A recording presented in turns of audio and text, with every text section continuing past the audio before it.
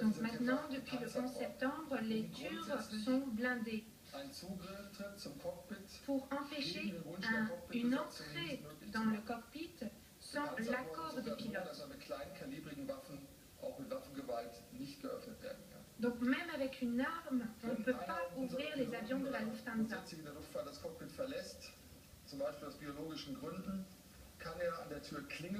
Bien sûr, si un des pilotes est blessé, il peut actionner un système d'alarme et ainsi l'accès au cockpit est autorisé pour l'autre collègue ou tout simplement pour un autre membre d'équipage. Donc il y a un système qui permet d'ouvrir la porte en cas de gros problèmes dans le cockpit. Donc là, dans ce cas, un collègue a quitté le cockpit. Et il existe un code qui permet d'ouvrir la porte lorsqu'on a quitté le cockpit. Il y a un autre code qui fait sonner un petit bruit dans le cockpit. Et si au bout d'un certain temps, le pilote n'a pas permis l'entrée dans le cockpit, la porte va s'ouvrir pendant un très court laps de temps. Mais cela n'est pas possible si le pilote qui est resté dans le cockpit a choisi l'option lock, bloqué. Donc, ce qu'on sait grâce à nos collègues français, c'est que très certainement, lorsque le commandant de bord a essayé de rentrer dans le cockpit, eh bien, soit il ne connaissait pas le code, mais ça nous paraît peu probable parce que les commandants de bord connaissent très bien le code, ou bien le commandant de bord a bien tapé ce code, mais le copilote qui était resté dans le cockpit a bloqué, a verrouillé l'accès dans le cockpit pour empêcher que la porte ne s'ouvre de façon électronique. Pour l'instant, nous n'en savons pas plus. Voulez-vous apporter des compléments d'information? Non, non, tout était bien correct. Alors, vous avez dit qu'il y a 6 ans, le copilote avait arrêté et interrompu sa formation. Est-ce que vous savez pourquoi et combien de temps cette interruption a duré? Alors, ça a duré quelques mois. Ce n'est pas inhabituel chez nous. Et là, je n'ai aucun détail à vous donner sur les causes de cette interruption dans la formation du copilote. Mais, bien sûr, quand quelqu'un arrête sa formation ou interrompt sa formation chez nous, il doit repasser les tests médicaux, techniques, etc. Donc, quand quelqu'un reprend sa formation, il doit reprendre tous les tests. Donc, vous ne savez pas pourquoi le copilote avait décidé d'interrompre sa formation?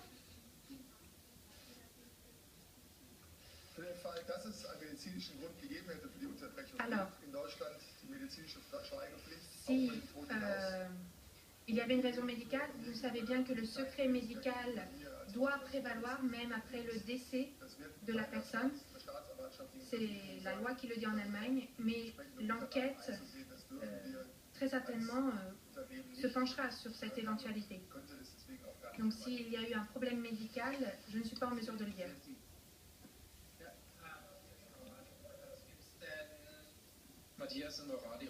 Matthias Reuters.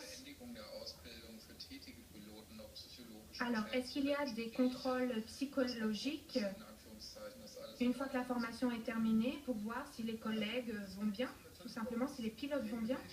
Oui. Il y a des tests très réguliers et une fois par an, il y a aussi un contrôle médical. Il n'y a pas de test psychologique ensuite, mais bien sûr, chaque premier officier à la Lufthansa doit bien sûr dire s'il perçoit des problèmes chez ses collègues. Et quand on parle de collègues, c'est aussi est-ce qu'on pense que son collègue est prêt et dans les bonnes dispositions psychologiques pour continuer à piloter. Henken von Roda und Nachrichtensender aus Nordirak und meine Frage ist, ich war heute am Haltern am See J'étais ce matin à Altern am See. J'ai vu la tristesse des jeunes lycéens qui ont perdu leurs camarades et leurs enseignants. Wie können Sie diese Angst nehmen? Et ces étudiants, ces lycéens ont peur maintenant de prendre l'avion. Alors, voler est un acte de plus en plus sûr. Il y a des milliers de vols chaque année. Et vous pouvez être sûr que toutes les compagnies aériennes et la Lufthansa au premier chef sont préoccupées tout le temps. Notre seule obsession, c'est la sécurité. Et ça continuera à être le cas à la Lufthansa.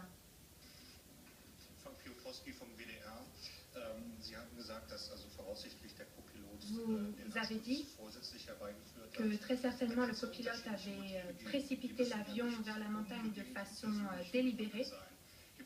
Est-ce que vous pensez qu'il y a des indices qui laisseraient penser que il pourrait s'agir d'un attentat terroriste ou alors il s'agit vraiment d'un suicide pour raison personnelle? Alors, non, il n'y a aucun signe, aucun indice qui laisse penser qu'il s'agirait d'un attentat terroriste. Deuxième question. Donc, le commandant de bord a quitté le cockpit. Est-ce qu'il existe un mécanisme de contrôle chez la Lufthansa qui se met en place lorsque un des deux pilotes quitte le cockpit? Est-ce qu'il y a des mesures de sécurité qui s'appliquent lorsqu'il n'y a plus qu'un pilote dans le cockpit? Non, non, ce n'est pas prévu ni à la Lufthansa ni dans les autres compagnies aériennes en Europe. Chez nos concurrents non plus, il n'y a pas de mesures particulières qui s'appliquent dans ce cas.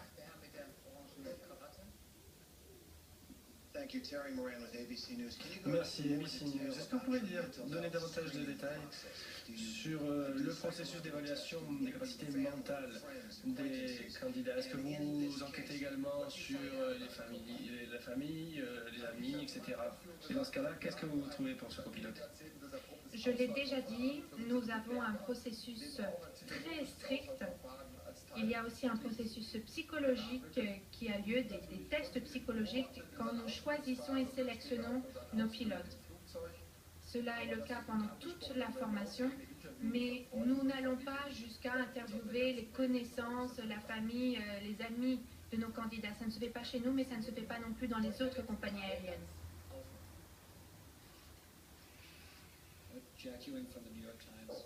Jackie Owen, New York Times. Est-ce que vous pourriez me dire quel était le statut de la licence du pilote?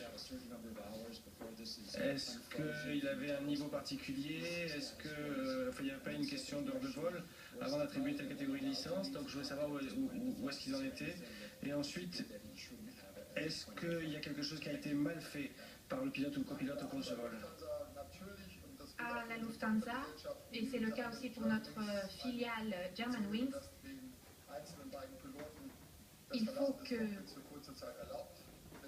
ce soit clair, un commandant de bord, un pilote a le droit de quitter le cockpit pour assouvir un besoin naturel. C'est autorisé. Dans la formation, nous disons quand même qu'il faut éviter de quitter son poste de travail, sauf bien sûr pour ce cas. Et donc je crois que le commandant de bord a bien agi. Il a quitté le cockpit et ensuite revenu. Et si j'ai bien compris votre question, oui, le copilote avait toutes les licences nécessaires. Il était tout à fait apte à piloter un A320. Si ce n'était pas là votre question, n'hésitez pas à la reposer.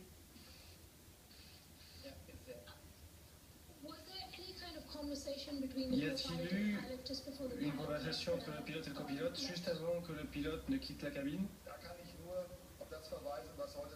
Tout ce que je peux dire, c'est répéter ce qu'a dit le parquet ce matin de Marseille. Oui, le commandant de bord a donné des consignes au copilote et il lui a dit, voilà, maintenant tu as le contrôle de l'avion. Et il a ensuite quitté le cockpit. C'est ce qu'a affirmé le parquet de Marseille ce matin à la suite de l'écoute de l'enregistrement audio. RTL.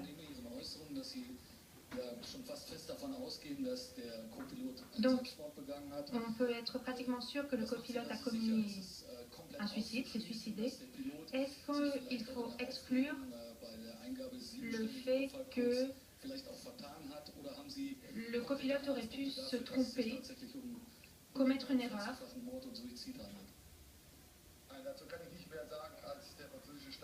Je ne peux pas en dire plus que ce qu'a dit le procureur de Marseille ce matin. Nous pensons que l'avion a été délibérément mené vers la montagne. Il s'est écrasé parce qu'il y a une volonté de le faire.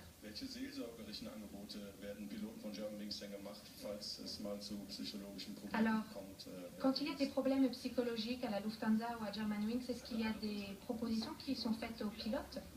Oui, tous nos pilotes, tout le personnel navigant peut avoir accès à une aide psychologique s'ils en font la demande, à tout moment.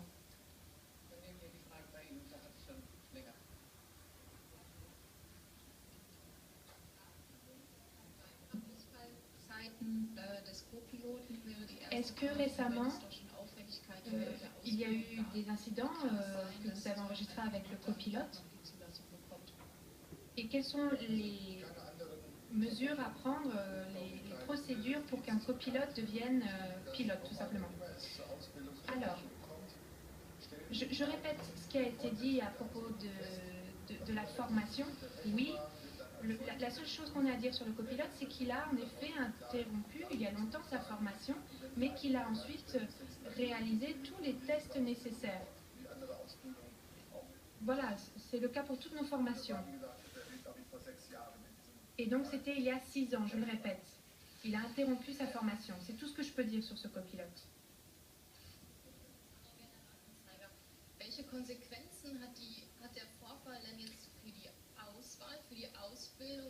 Quelles conséquences cet accident va avoir sur le choix, la sélection des pilotes et le suivi? Non, je voudrais répéter ce que j'ai dit au préalable. Je parle au nom de tous. C'est un cas isolé, un cas tragique, bien sûr. Je comprends mes collègues, toute la direction de la Lufthansa